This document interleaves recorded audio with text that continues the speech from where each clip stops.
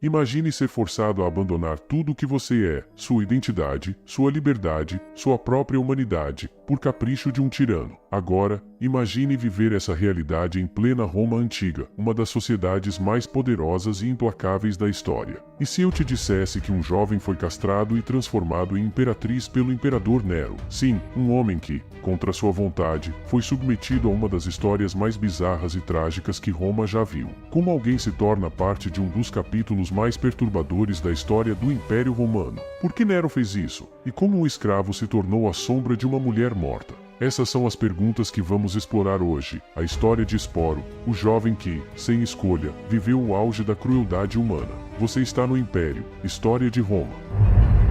Para entender o que aconteceu com Esporo, precisamos primeiro olhar para o próprio Nero, um personagem que parece saído de uma tragédia teatral. Filho adotivo de Cláudio, Nero herdou o trono aos 16 anos, e seu reinado foi marcado por extravagâncias, abusos de poder e, claro, pela tirania que o transformou em uma das figuras mais odiadas da história romana. Nero não era apenas conhecido por sua crueldade, mas também por seus caprichos. Ele via a vida como um palco, onde poderia desempenhar o papel que desejasse. Com isso em mente, não é difícil entender como um jovem chamado Esporo entrou em sua vida de uma maneira tão trágica. Esporo era um jovem escravo, provavelmente de origem grega, cujos detalhes sobre a vida antes de Nero permanecem obscuros. No entanto, sabemos que Nero o escolheu para um destino terrível. O imperador estava de luto pela morte de sua esposa, Popeia Sabina, a quem ele amava obsessivamente. Quando Popeia morreu, aparentemente como resultado de um ataque de fúria de Nero, que com sua crueldade chutou Popeia gravida até a morte, o imperador ficou desolado. Foi nesse momento de luto que Esporo se viu arrastado para a loucura do imperador. Nero,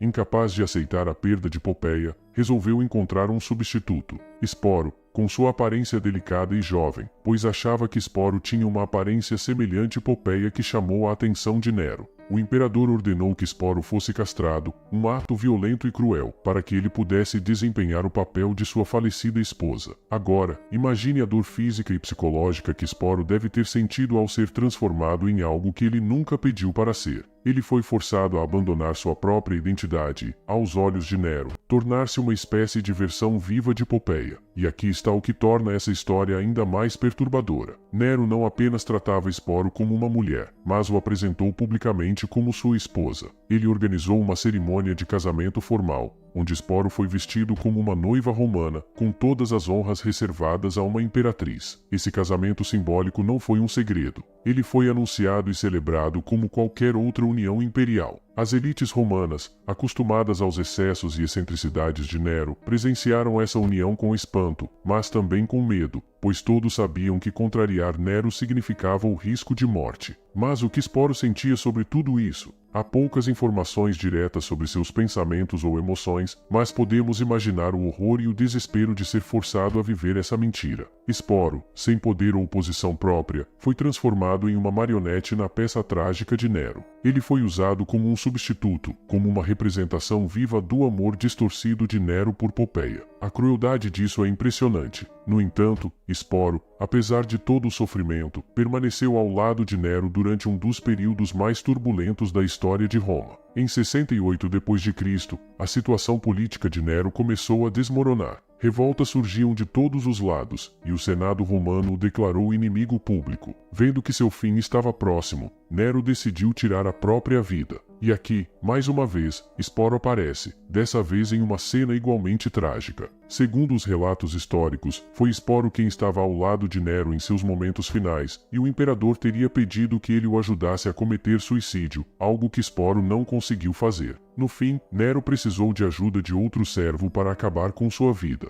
Após a morte de Nero, a vida de Esporo não melhorou muito. Sem a proteção do imperador, ele ficou à mercê das intrigas políticas que sempre dominavam Roma. Os novos governantes não sabiam o que fazer com Esporo, e ele se tornou uma figura desconfortável na corte. Ele, que havia sido transformado em imperatriz à força, agora era um lembrete vivo do caos que Nero havia instaurado. Um dos momentos mais cruéis da vida de Esporo aconteceu durante o reinado de Otão, o sucessor de Nero. Durante um evento público, Esporo foi forçado a reencenar o estupro de Perséfone, a deusa grega que foi sequestrada por Hades. Isso foi feito como uma forma de humilhação pública, e é difícil imaginar o impacto psicológico desse evento. Não bastasse toda a dor e sofrimento que Sporo já havia enfrentado, ele agora era ridicularizado publicamente em uma encenação grotesca. Mas a vida de Sporo, como era de se esperar, chegou a um fim trágico. Incapaz de suportar mais humilhação, ele tirou sua própria vida. Uma morte que, embora inevitável, foi o encerramento de uma trajetória marcada por sofrimento,